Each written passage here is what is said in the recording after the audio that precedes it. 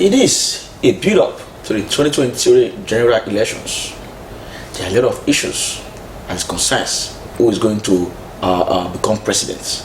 Right from 2020, you are going to be having a new president. We're going to be having members of House of Reps. We're going to be having senators. We're going to be having House of Assembly members. These are issues, and these are issues that Nigerians they ought to sit down, think carefully before electing anybody as concerns the next election. These are issues. First and foremost, let me introduce myself. My name is Chris Osa Uhunmwode. I want to bid you welcome to the Chris Osa meeting with personalities. And we've been today discussing some of these issues. It's not that person other than the Deputy Speaker of the House of Assembly who is representing the Orhionmwon constituency in the EDO Assembly. It's not that person other than Right Honorable Roland Asoro. Good to have you with us today, sir. It's a pleasure having you. Sir, let's just go quickly, straight to the point, Is there any other thing that you may want the public to know about yourself? Like you rightly mentioned, my name is Right Honorable Roland Asoro, member representing Orhionmwon in the Edo State House of Assembly, and currently the Deputy Speaker of the House. I'm a man that is poised towards doing the needful in terms of the grassroots, empowering the grassroots people, because personally, as a young boy growing up, I've gone through the difficult times in life. I've seen life. I wasn't born into with a silver spoon, so to say, but I've toiled the state, I've sold, I've done laborers' work and what have you. So I've gone through the really tough time. So getting to this position, I think my core point is to see that the less privileged, the downtrodden are uplifted. That is my motivating factor into politics. And that is what I'm poised doing in the House of Assembly today. Okay, have you really done as you have said now? Very well, because like I said, that is my driving force. And immediately I got elected to represent the good people of Orhionmwon South in the House of Assembly. The first thing I did is to carry out what we call need assessment. And doing that, you must go to the rural area to really identify the needs of the people. Just like I said, I've been there. I know where my people are. I'm from Igwe community. I've carried out farming activities, the various processes, stages involved in farming. Bush clearing, felling, planting, harvesting, whatever. We have done all of that.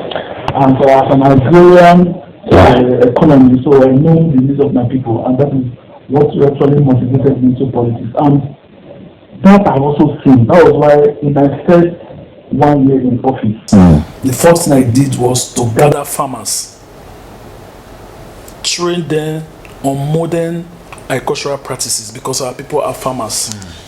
After which I also empower them by giving them grants for that farming season. That was the first achievement I made when I got elected into the very first 2015-2016 session. I'm sure you are aware of what I'm saying, because you are also from the local government. I gathered well over 400 farmers at Ugo. 400 farmers? Yes. Wow. And I gave them grants for that very, I think it was about 20,000 for them to purchase farm implements for that very farming season. And that actually assisted them in that farming season. And so many testimony came after that. And I discovered that is one thing that will actually give food to the people. Because Orhionmwon is a land that is very fertile. And agriculture is our mainstay of the economy in that local government, and that is why I key into that. They say in life there always come a time of reckoning. You're almost completing 8 years. That's your 2 term in the Edo State House of Assembly. Will you say you have affected your constituency positively? You see, I was elected to represent the people, and as a legislator, the main function or duty of a legislator centered on 3 key areas. Okay.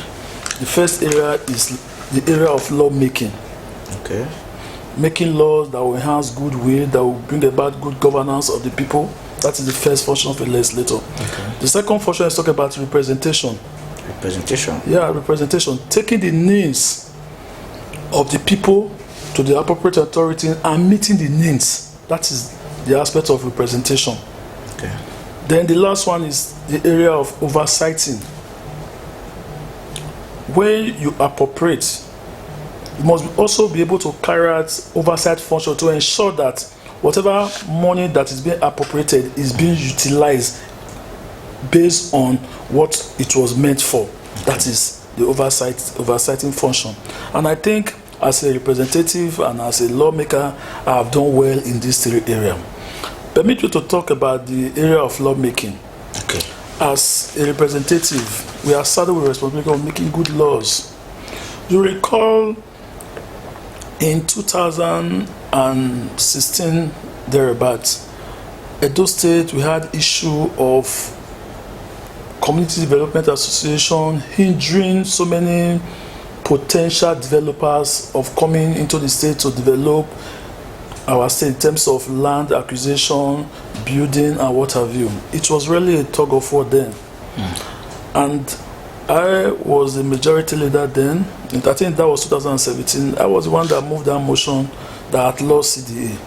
And today, you can see what that have done to the state. People can come now to acquire land. They will not be scared of maybe area boys coming to disturb them, to collect, to extort money from them. We have to create an enabling environment for people to come into our state first. Because if we want to develop, we cannot just do it alone. We also need foreign investors. We want people to come to our local government, our state, to come and help in development, because we are in a global world where everybody needs each other. So we have to put the enabling laws in place so that to attract people, and that was the first thing we did. As a lawmaker, I was the prime mover of that bill then, and today there's already a law. Yeah. Okay, Honorable Sir, sorry to cut you short. Talking about lawmaking, in the last assembly, which I suppose you're also part of, there came a bill that for the interests of the local government autonomy, but we got the information that the last assembly decided against that bill to enable just to make sure the autonomy does not come to local governments. How true is this? You see, in every aspect of life, people should try to discuss issues the way they are, not politicizing issue. Okay. You see, the issue you talk about, it was an issue that started from National Assembly, where the National Assembly have passed it, and it was now left for various states to domesticate. There were so many issues that surrounded that bill, and me as a person, I also contributed my part, because I cannot work against my own autonomy. And as a person, I think I personally supported that bill, and I think that has been put into law today. Okay, recently it has been put into law. Yeah. From the Edo State Assembly? Yes, just recently, the 4th alteration of the Constitution, which the National Assembly has passed and sent down to various state houses of assembly. I think Edo State House of Assembly is the 2nd or 3rd House of Assembly that have passed into law. That is the 4th alteration of the Constitution that has about 44 Bs. And the financial autonomy of the local government is part of it. And we pass it. We are the 2nd or the 3rd to have passed that law as a state. So if we are not in support of local government autonomy, I don't think Edo State House of Assembly would have swung into action immediately. They passed that bit, transmitted that bit to us, and we passed it into law. Does it mean that the last assembly they didn't actually sign against the autonomy of local government, and even for their own interest too? No, I don't think, I cannot remember that the House of Assembly will sign against a bill that is people oriented. We are for the people, and we are poised towards doing the yearnings and the aspiration of the people, and I think that is exactly what happened. Okay. There might be various interests, because the last assembly you mentioned, we have PDP, you have APC. There were a lot of issues concerning that bill, and we have to do the needful as at that particular time. As at that particular time? Yeah. Okay. That's the same thing. That's the same thing I'm saying. Yeah. Which means as at that particular time, Yeah. the House of Assembly signed against. I wouldn't say House of Assembly cannot sign against anything that is against the people. Okay. If you are saying that the intention of the bill is to enhance the local government, why not? The local government is a tier of government that need to be encouraged, need to be improved upon. And even for because the House of Assembly, they are the closer to the people. So I just told you about it now. It's part of the alteration that they just brought, and we are the second to sign for to approve it. I think that settles it. Yes. That settles it. Okay, going forward, Honorable Roland Asoro, what are your future aspirations? Okay, having served the people meritoriously for the past 2 tenures, like I said, the reason why I was elected to represent my people is to ensure that what they lack, what they've been deprived of over the years is being addressed. And I think to a very large extent, and the people have even spoken again to demonstrate that fact that yes, this person they voted for has actually carried out their bidding. It's to ensure that the local government develop. Before I came to politics, Orhionmwon local government is one of the largest local governments in Edo State. It is Orhionmwon local government that made Edo State gas producing, because the bulk of the gas in this state is located in Orhionmwon urban precisely. So, but when you look at all of this, then in terms of development, the local government does not really have anything to show for it. Sure. That was one of the reasons why I said no. This is an abnormality that must be corrected. Yeah. And I came into it to a very large extent. You can also attest to the fact that we have done our best to ensure that the local governments come to limelight. Today, everywhere you talk about Orhionmwon. Even as a deputy speaker today in the House of Assembly, I'm from Orhionmwon. That have also showcased Orhionmwon, and I have done everything because it is the local government that elected me, and I'm representing. Therefore, I must do their bidding, and that is exactly what I'm doing. Yeah, as a deputy speaker, I'm not just a deputy speaker of a local government. I'm a deputy speaker of the state, but I came from a local government.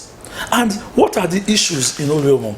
If you even recall, not quite long, when this president and the present administration came on board, the governor made it very clear that Orhionmwon is blessed with abundant land, or mineral resources, but the local government is not developed. That it is his priority to ensure that Orhionmwon local government is developed, and the governor swung into action. And as a representative, I have to key into the governor's agenda. That is why you can see the relationship between the House of Assembly and the executive, because we are doing that of a synergy to ensure that the ideas or what the governor stands for is being implemented, and we must give him that support. That's why you are seeing us supporting the executive in carrying out all this developmental stride in the local government and in the state at large. Can you compare Orhionmwon local government as of 2014 to date?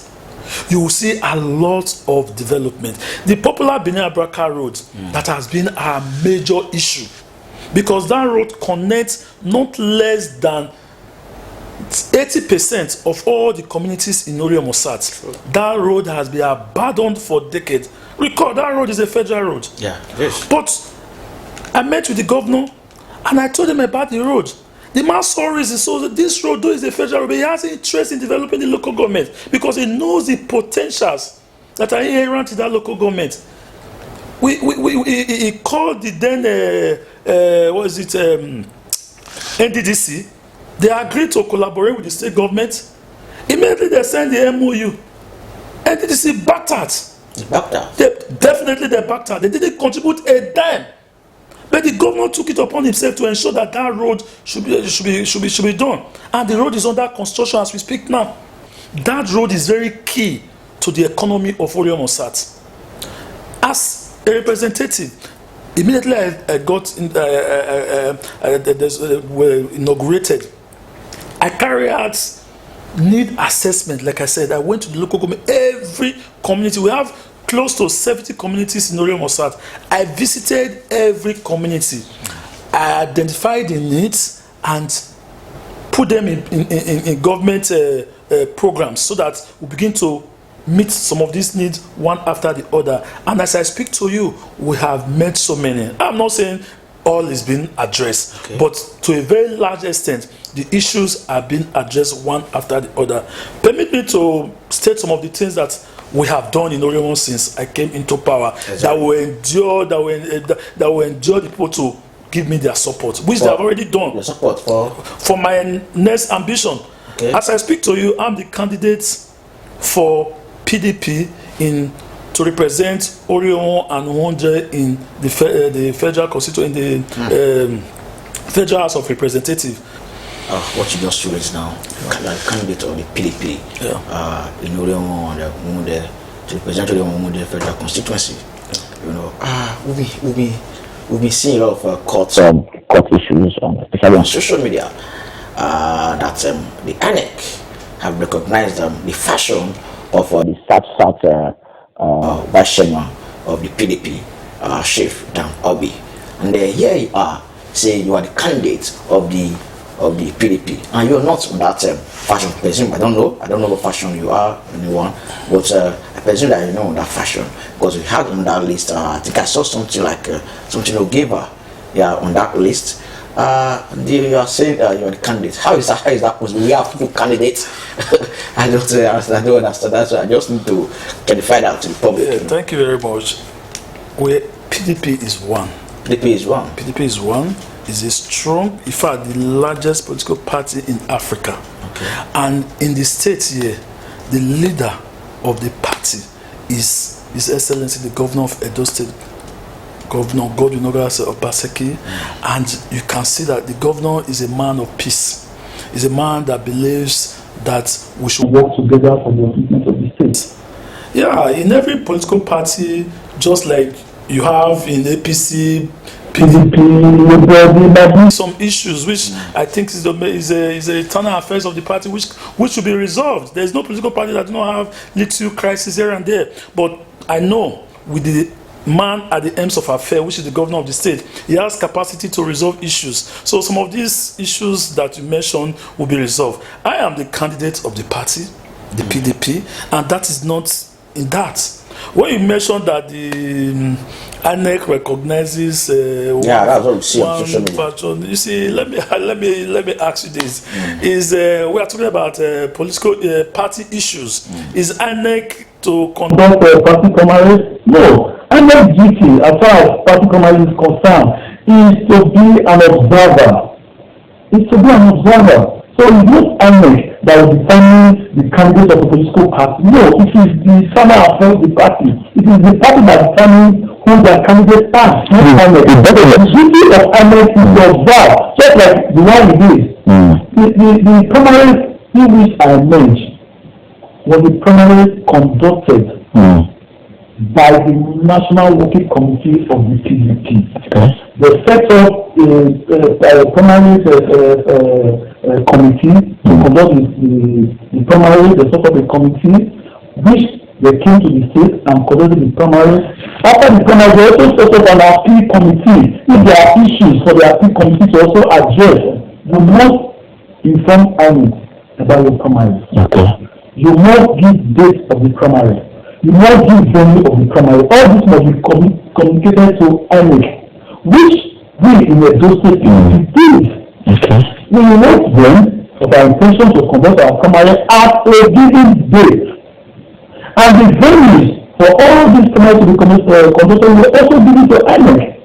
Even that way, like in my local government, I personally ensure that the people came to the primary and the chairman of the party called her that if you are aware of this primary is going to take place at this venue.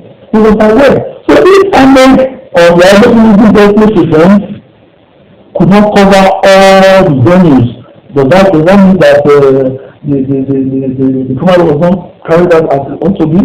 Apart from ANEC, the law enforcement agencies, the DSS, the SS, they were all part of the primaries. You made a statement, you said if ANEC they are not able to cover all venues where the primary said that does it mean that there was no primary? But it is constitutionally recognized that ANEC must observe every Primaries. legitimate primary Yes. wants to stand. Yeah. So you say if INEC they are not able to cover some parts, does not really matter. But I think as a lawmaker, I should understand the implication of INEC not observing. No, look at it. I just told you it is the duty of the party to communicate to INEC where this primary is going to be conducted. When that is done, is it our duty? Is it the duty of the party to now go and force one INEC staff to do his job? Or because maybe one or two person INEC person is not there, then the primary should not be conducted. To come. That is left for the body. Interesting. Just like in my own case, the date for the primary was communicated to INEC. The venue, which is the council, the old the council hall, was communicated to INEC too. Everything. So, and after the primary, they also wrote a report. So what are we talking about? When they showed up. Interesting. So, like I was saying, no, we're talking about what have I done that will make the people want to vote for me for a higher position. Yeah. That is the area I was wanting to address. You see, I told you that the function of a legislator, basically three functions. Yeah. The area of lawmaking. The bills that have personally initiated in the Edo House of Assembly is something that every right-taking Edolites would even give me applause for. When I was a majority leader, more than 50% of the bills were initiated by me. 50%? Both private and government bills. I was the initiator of most of those bills, and these are bills that are people-oriented, bills that have to address the yearnings and aspirations of the people. Recall, I was the person that initiated the bill that has to do with protection of public and private properties in the state. Yeah. That bill has been passed today. Bill that prohibits violence against persons. That bill, and part of it has been passed into law today. And just recently, bill that has to do with persons with disabilities. Yeah. Also was a key person to speak out for the people with disabilities in the state today. And so many other people-oriented bills, which the record is there to show. Apart from lawmaking, in the area of carrying out other function, which has to do with lobbying to attract development to my constituency, I stand to be corrected. Since the inception, since democracy started, the projects that have attracted to Orhionmwode, is unbeatable. I don't want to. I'm sure everyone I was nicknamed Project Master. Project Master. Yeah, that is the name they call me, Project Master. It will interest you to know that the constituency is made up of 6 wards. Yes. Ugboko ward, Ukpato ward, Orhionmwode North and South, Ugu ward, and Ewesi ward. And we talk about 72 communities in that constituency. There is no ward in that constituency that I don't have at least 3 projects. There is no ward, I repeat, in my constituency that I don't have at least 3 projects. Is it school? Is it healthcare? Is it water? Is it roads? Let us talk about the empowerment. Let our people know the various agencies that assist farmers. So, you see, information is key. Yeah. So many other farmers today are happy because we have to show them the way to access some of all these grants, some of all these things that are just there because of lack of information.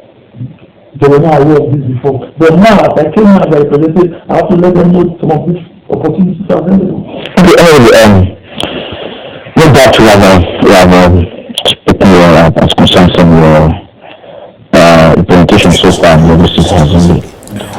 Presently, you have told us of your next aspiration to represent Orhionmwode Federal Constituency at the National Assembly. What do you think you can do differently from what we have, the person we have now, Right Honorable Asoro, because he has done his own parts. So what do you think you can do differently from what he has done so far? And how do you rate his representation?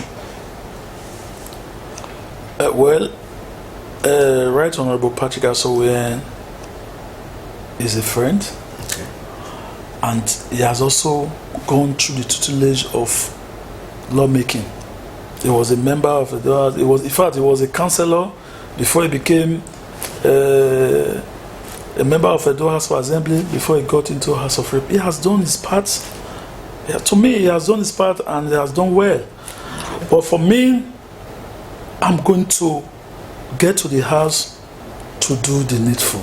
There are still a lot of things that needed to be done in Orhionmwon and Uhunmwode. These two local governments, as we still speak, they are still behind. So there are many things, because these are Patrick and I, we are two different individuals. Okay. We have our different skills. So just like I've done in Orhionmwon South, which the other representative in EDO House of Assembly, if you want to compare that is left for you to do. So I believe I have the skills, I have the dexterity, and I have the will to do that is required. And by the special grace of God, when elected to that position, the people of Orhionmwon and Uhunmwode, they are going to see development. They are going to see growth. They are going to see a new thing.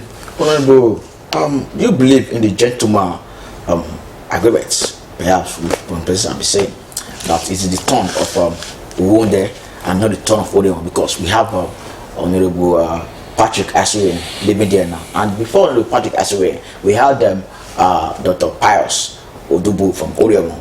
Then it went to Uhunmwode to Honorable Samson Osagi, and then came back to Orhionmwon, which we have Patrick Asoro. Now, do you believe it should go back to Uhunmwode, or you want to remain there in Orhionmwon? Don't you? Let me quickly correct something. Okay. You see, there is this whole important fact that some persons, just like you mentioned, do not understand or are not aware of. Okay. In the federal constituency, we have 3 state constituencies. Okay. Orhionmwon South, Orhionmwon East, and Uhunmwode. These are 3 state constituencies that made up that federal constituency. Okay. What you are saying is a ton of without considering, I believe in competency. Let the best person go there. That is my belief. But for the sake of argument, let's even look at it. In 3 constituencies, you mentioned Right Honorable Pius Odubu, yes, who represented that federal constituency, is from Orhionmwon South. Yes. Good. Samson Osagi, who also represented that constituency, is from Uhunmwode. Patrick Asoro, who is currently ending his tenure very soon, is from Orhionmwon East. You can see the trend. It started from Orhionmwon South by Odubu. Yes. It went to Uhunmwode State Constituency. It came to Orhionmwon East Constituency. Ordinarily, where do you think you should go to again if you want to look at that logic? But I'm not even looking at that. More so, wonderful. We are looking at that person that will be able to bring development to the federal constituency. What the federal constituency is lacking, who have that ability, who have that strength, that quality to be able to attract this. That is what the local government, the constituency should look out for. Based on my cognitive experience, don't you think that it will be easy for me to attract more development to the constituency than somebody that is just coming, that does not have any legislative knowledge? We're talking about Federal House of Representatives. Lawmaking is not like the executive where you just sign biro on paper. You must be knowledgeable. That cognitive experience, you cannot put it aside. When you say somebody that just come, do you mean the candidate of the APC? No. You see, I'm looking at those of us in the race today. Okay. Who amongst us have that cognitive experience to be able to attract development to our people? Lawmaking has to do with lobbying. When you get there, is it in House of Rep you are going to start learning the ropes of legislative duties? No. House of Rep, where you have over there 300 and what is it, 360 members, then you now send a neophyte to start learning the ropes there. Whereas the people, other constituency will be benefiting, then you will now start learning how to move motion and how to lobby and how to raise bills and all of that. I'm going to ensure that those things have eluded us. We are going to fight. You know, me too. I'm a silent and a dogged fighter. I think you know that. So till we get there. All right, viewers, we'll be talking to Honorable Roland Asoro. He is a member representing Orhionmwon South constituency in the Edo State House of Assembly. He's vying for the position of to represent Uhunmwode in the Federal House of Representatives. And you heard him. He has told us that he's done marvelously well in the Edo State House of Assembly, and he deserves to go to House of Rep because he believes that he's going to do better than any other person who is contesting against him today. But the other issues I'm having right now, Honorable Sir, is that is your name in ANEC list. I just told you Because I saw recently I saw a signature of the, I think acting chairman of the NWC. He signed something with secretary. They signed a document which they sent to the ANEC that this is the recognized person for the position. You see, let me cut in. You see, PDP is a party that obeys the rules of law. Okay.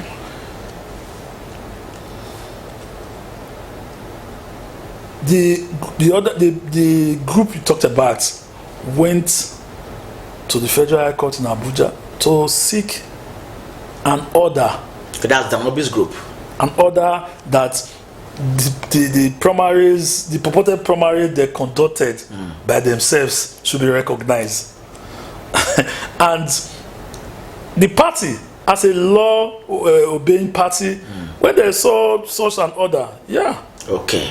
but is an order. They are really respecting the order of the court. Exactly, and which is meant to be.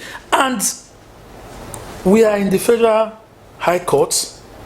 The case is ongoing. They are going to look at the merit of the case and dispense with it. Okay. And let me even tell you this, so that the public should be aware of this.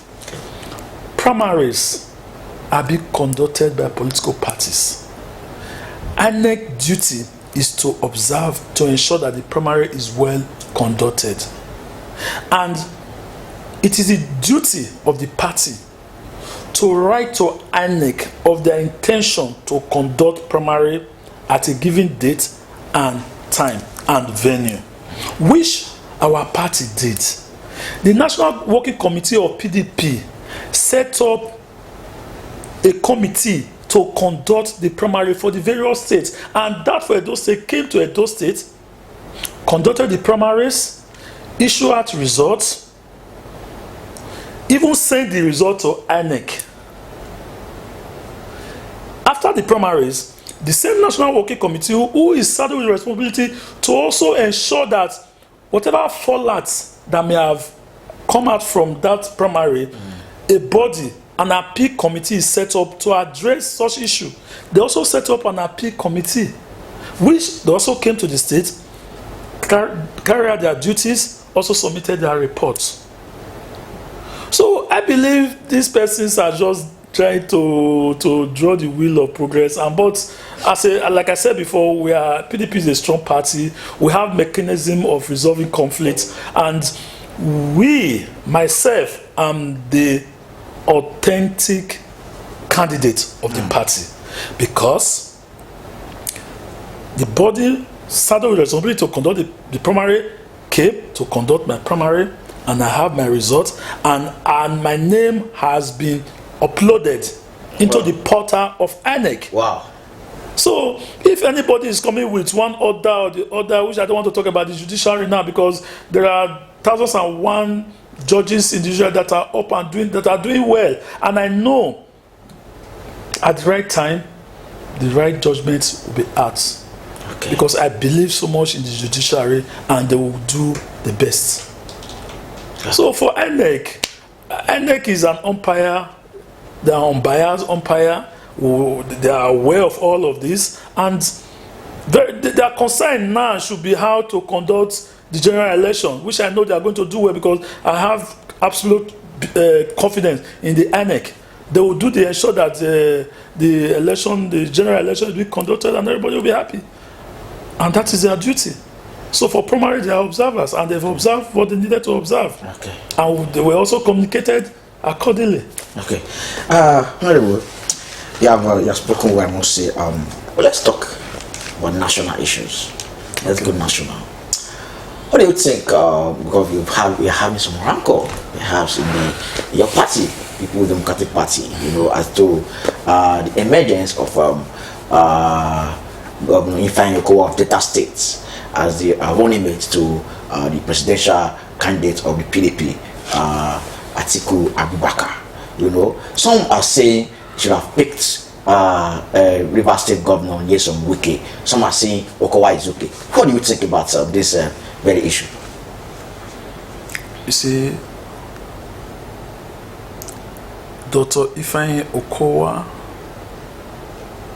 Governor Nyesom Wike, they are all eminently qualified to even be president, not only a deputy, a vice. Both of them are qualified. And as a party, they have to look at all the aspirants, so to say, and choose the one they feel at this particular time will be the best for the party. Okay. And if they've chosen Dr. Ifeanyi Okowa, Governor of Delta State, I'm of the view, personal, that every other persons that were also in the race should also be called to discuss, so that there will not be a loser or a winner. Okay. And I think that is what the party is doing now. I told you before that the PDP has a very dynamic mechanism for resolving conflicts. This is not the first time it's happening. And I'm very convinced that this issue will be resolved. Governor Wike is a good man. He has a lot to also offer to the party. And I know the Wike that we know will always do his best for the country. Because what I think that we all collectively agree on today is to take this country from the current administration that is plunging us into extinction today. So we believe in PDP that our goal is to rescue Nigeria. That is the ultimate. So whatever issues within the party, they are going to come together, because the collective interest is more important than individual interest. True. So I think Okowa, Wike, these are all men that are highly cerebral. They are men that mean well for the country. And they will sheathe their sword and come together to rescue Nigeria. Just recently, was it not yesterday that you heard about Kuji prison break? Yeah. In a country in the heart of the Federal Capital Territory. Unfortunate. Again, even the president convoy was also attacked. If the president convoy is attacked, then who is safe in this country? In a country where there is the insecurity is on the alarming rate, must we continue with that? Even if I'm to drop anything for this country to move forward, as a person, I will make the sacrifice. And I think every person in this country that mean well for this country should do same to rescue Nigeria. And thank God, the PDP, we have a man that is willing and ready to pilot the affair in rescuing this country. And that is the person of former Vice President Atiku Abubakar. So our goal should be how to rescue Nigeria, because today, is it power? Zero. Is it education? ASU has been on strike for many months now. Do you think a right government will allow the education of its citizens to just be a stampede for months like this without even... man, come off it. I think every Nigerian, we should forget about politics now and rescue this country, because we do not have another country. This is the only country we have where we have first-class citizens. So our concern, and I'm using this medium to tell Nigerians, that it is time we rescue this country from this bad government that is currently in place. That is the APC government. It is appalling. Prices of foods are skyrocketing every day. If you go to the market today, tomorrow if you go back, you are going to see a different price. I think 2 days ago they said dollar is now whether 615 to $1. How will foreign investors come here? Black market, yeah. You can imagine where we are. As we are here now, you cannot travel to Abuja by road. You cannot travel to Lagos by road. Man, what kind of situation? So please, every Nigerians now, forget about personal gain and personal, because if the country is not even secured, you can't even talk about yourself. True. If the country is not secure, even the president, look at our president, his own convoy was attacked. You can imagine. Kuje prison break, they were there for hours. I saw the video, I was there. I said, is it in Abuja?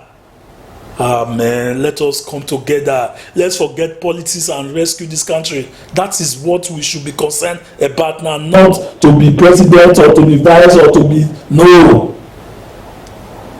Okay, talking about coming together, I think before now, the government of the states, the party governor and social governments, they met and they agreed that the next president should come from the southern part of Nigeria. But to our surprise, they tend to have gone back to the north, where we have President Muhammadu Buhari. For me, I'm not interested in whether the person is from south, west, north. What I'm saying is somebody that is able to rescue Nigeria. I think Atiku can rescue Nigeria. Atiku can rescue Nigeria. I think that is able to rescue Nigeria, we are looking at. And when you say the after meeting, what effort do they put in place to ensure that what they agreed on was done? No, without missing words, let's be realistic, let's be factual for once. How many certain presidents, even but it was on television. On television that they have resolved to take it to the south, and they support the certain president. After that resolution, what efforts were being made to ensure that resolution was carried? I wouldn't know that. So that should not be our concern. Our concern should be the person that will be able to rescue Nigeria. That should be our concern. You see, late President Yaradua. Yeah. Is he not from the north? Yeah, yes. Did he not do well? Yeah. He did well. Good. Obasanjo. Southwest. He also did his part.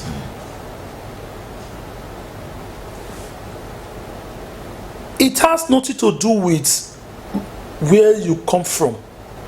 It has something to do with your person. Okay. Edo State now, the governor of Edo State is from Edo South. Has he not covered everywhere in Edo State? Is he not being applauded everywhere?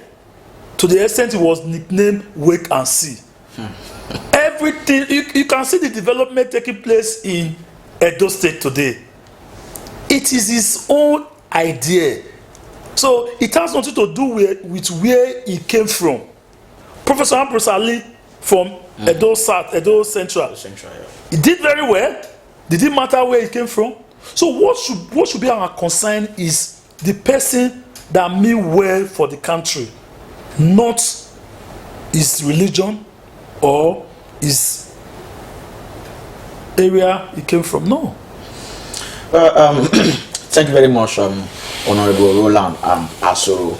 So my viewers will be talking to Right Honorable Roland Asoro, yet again the member representing Uhunmwode constituency in the Edo State House of Assembly. We've heard him, he's spoken well, has told us his opinion about issues as concerns the nation, himself contesting for the position of to represent Uhunmwode and the Orhionmwon in the Federal House of Representatives. You heard him. Please do try to share this broadcast once you are watching, and please now I think I will major the curtain at this point in time. Any last word for the viewers? Well, for the good people of Orhionmwon and Uhunmwode Federal Constituency, I implore you not to be scared in casting your vote for me. I have been tested and trusted, and I'm willing to do the bidding of Orhionmwon and Uhunmwode to ensure that these two local governments that is behind come to limelight when elected to represent you in the Federal House of Representatives. I think I have all the experience to do the job. Trust me, we're going to have a better day. Thank you. Once again, thank you, Honorable Asoro. We do hope to have you again if the need arises. And please do, viewers out there, go for your PVC. Don't try to disenfranchise yourself. Your voting is your right, and you must make sure you exercise your franchise in this coming election, come 2023. Thank you very much, and God bless you.